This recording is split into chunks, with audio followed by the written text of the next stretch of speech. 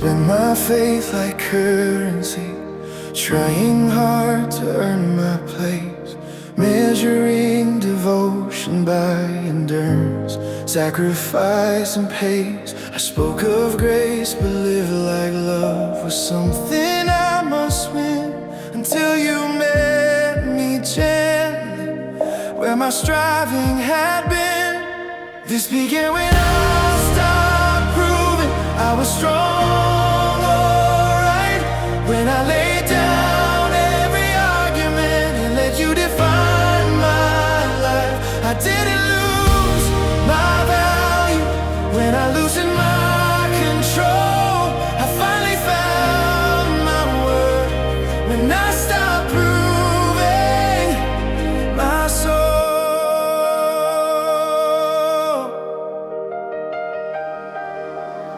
I fear that letting weakness show would disqualify my name. The rest would look like failure, the trust would feel like shame.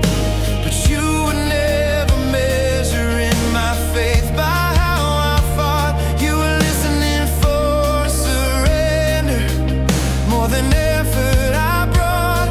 You did not ask me to impress you. You invited me to rest. This began when I stopped proving I was strong, alright, when I laid down every argument and let you define my life. I didn't lose my value when I loosened my control. I finally found my worth when I stopped proving my soul. Paul counted former confidence as lost beneath the cross. What once defined his standing became refuse in the cost. Identity was no longer built on who he'd been, but on Christ alive within. Now I walk with open hands and less defense to hold. I trust the God who loves me without needing to be sold. If faith is resting fully in what you've already done, then I will live convinced the proving is done. This began when I stopped proving and started believing true, not in who I could become, but in what you already knew. I will not rebuild the altar of fear or self-control, for freedom finally found me when I stopped proving my soul. So let my life reflect this quiet turning point, not the moment I achieved, but when I chose. If my story is remembered by one eternal truth, let it be said I learned grace when I stopped proving.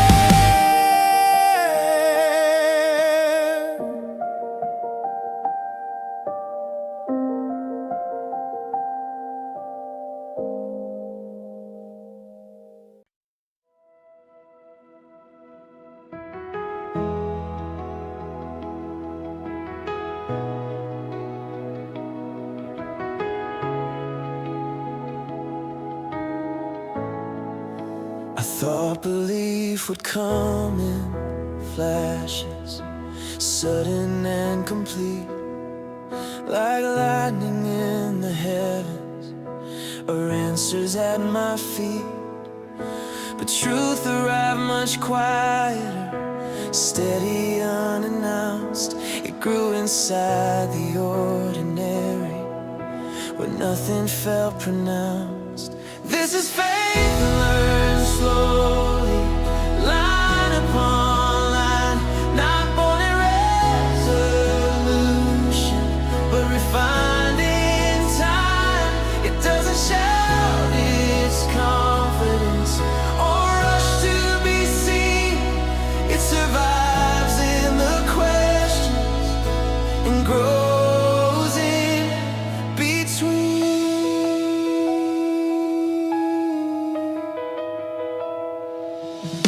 I wanted understanding before I chose to stay, a reason strong enough to carry every day.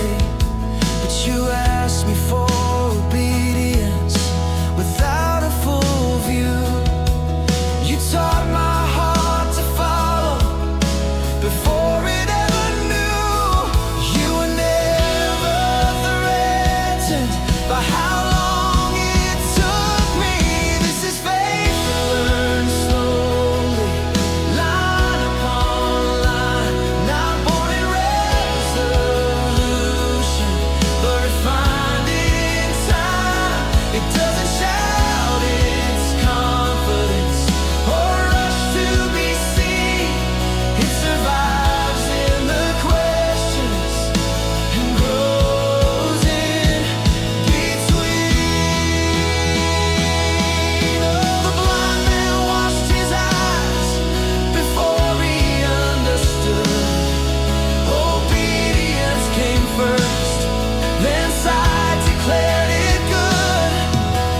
Truth was not revealed in theory or debate, but in a step of trust that chose to wait.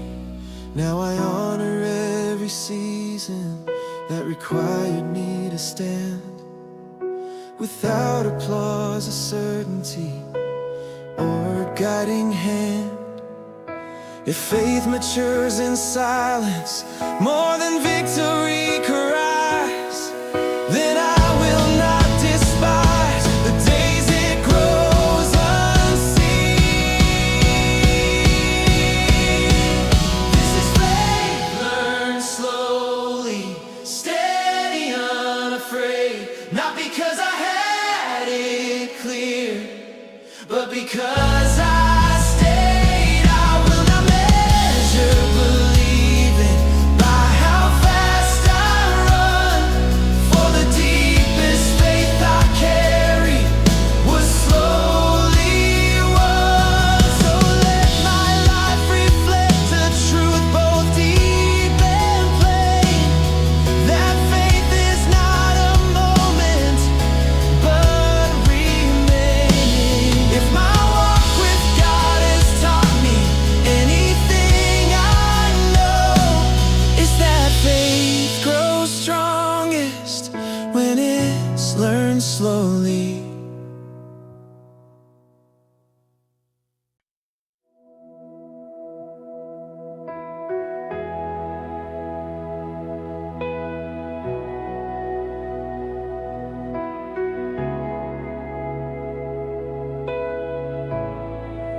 I wanted you to finish what you started overnight, to turn the broken pieces into something clear and right. But you stayed in the tension where nothing feels complete, teaching me that holiness is learned in incomplete things. I am kept in the process, not rushed to the end. You are faithful in the forming, not just how things ascend. What I call delay is mercy working slow. You are shaping who I'm becoming, more than what I know. I tried to skip the chapters that required patience deep, the pages filled with questions, the nights that stole my sleep. But you did not erase them or quietly move on. You met me in the middle and proved I still belong. You are not frustrated with my pace. You are committed to my growth. I am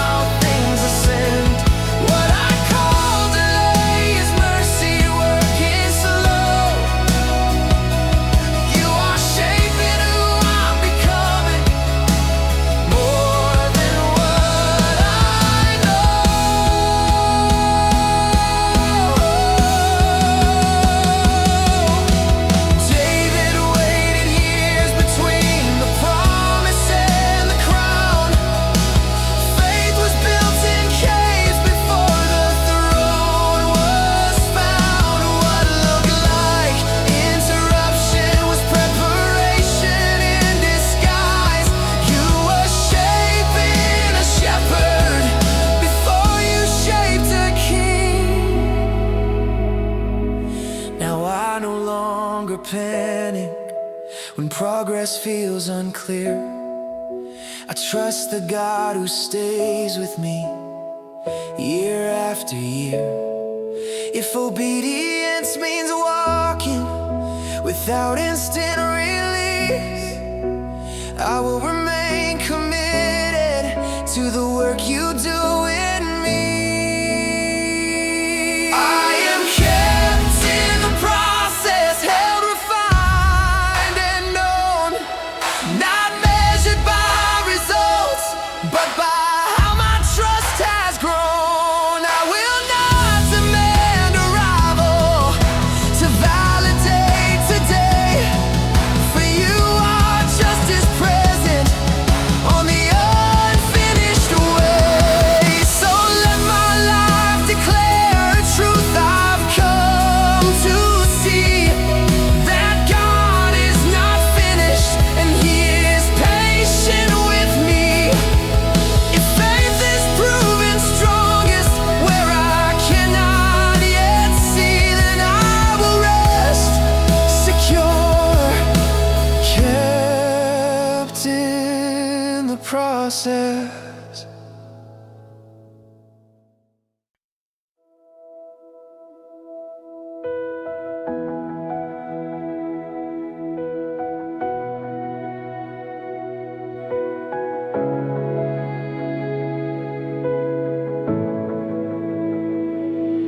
I didn't notice when my faith began to feel like strain, like every prayer was effort, every hope away. I learned to speak of trust while holding tight inside, until the pressure taught me what I could no longer hide. You taught me how to breathe again, not rush, not prove, to rest inside the grace that never asked me to move. I wasn't failing faith when I slowed my pace. I was finally learning how to live in grace.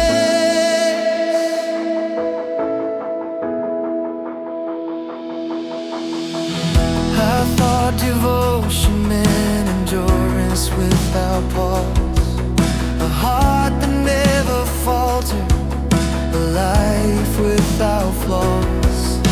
But you were not impressed by how long I could pretend. You wanted truth before performance, relationship before the end. You did not ask for more effort, you asked for honesty. You taught me how to breathe again, not rush, not prove, to rest inside the grace that never asked me to move. I wasn't failing faith when I slowed my pace. I was finally learning how to live in grace.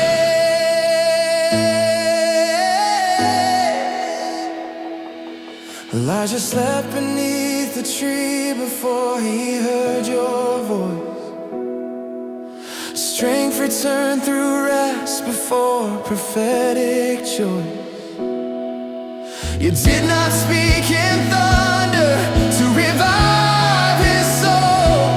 You restored him gently before you called him home. Now I no longer shame the moments I feel weak, the days when all my worship is the courage just to speak. If breathing is an act of trust when strength feels thin, then every quiet inhale is faith again. You taught me how to breathe again in seasons I survived, when faith was less about belief and more about staying alive. I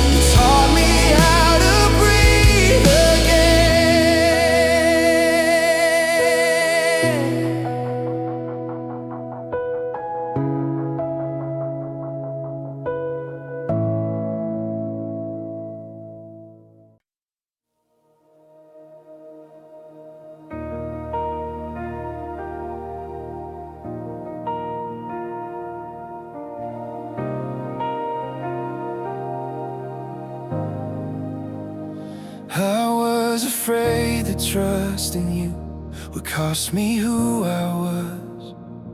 That letting go of control meant losing what I loved.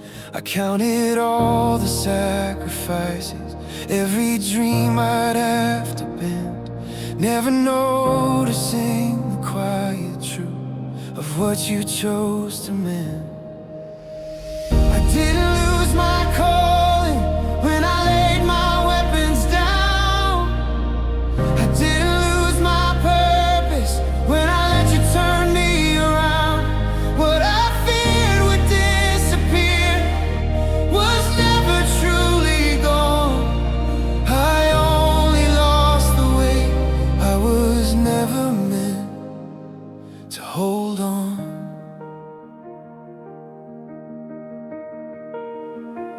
I thought surrender emptied me, left me undefined, like releasing all direction would erase my design.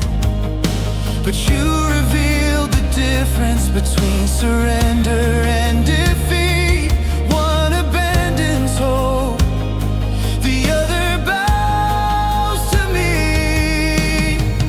You never stripped me of my name, you restored it. I didn't lose my calling when I laid my weapons down. I didn't lose my purpose when I let you turn me around. What I feared would disappear was never truly gone. I only lost the weight.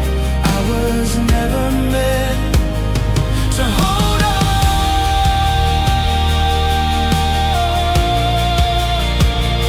To hold on.